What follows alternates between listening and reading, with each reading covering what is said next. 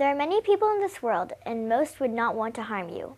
However, some might want to hurt you. But it's impossible to know for sure when someone is nice or when someone is not nice.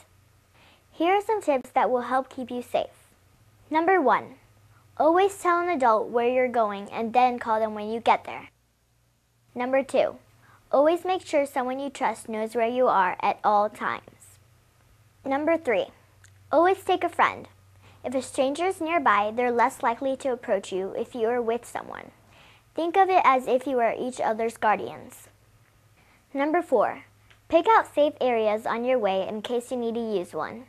Safe areas are public places where someone could help you if you were in trouble. These could be libraries, fire stations, or grocery stores, for example. This is where you really need to trust your own instincts.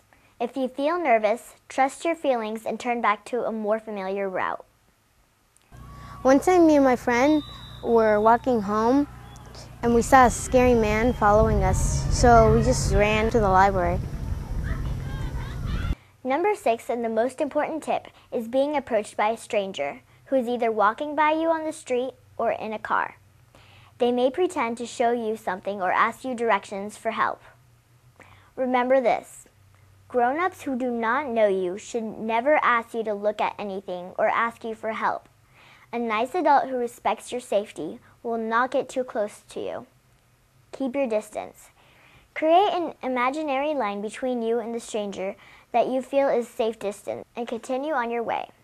If they follow you or approach you, make as much noise as you can, like yelling for help. Make it obvious to people nearby that you do not know this person and that they have crossed the line. So remember, it is very difficult to tell which strangers are nice and which are not. But if you follow these simple rules, you won't have to worry about it because you will be safe amongst them all.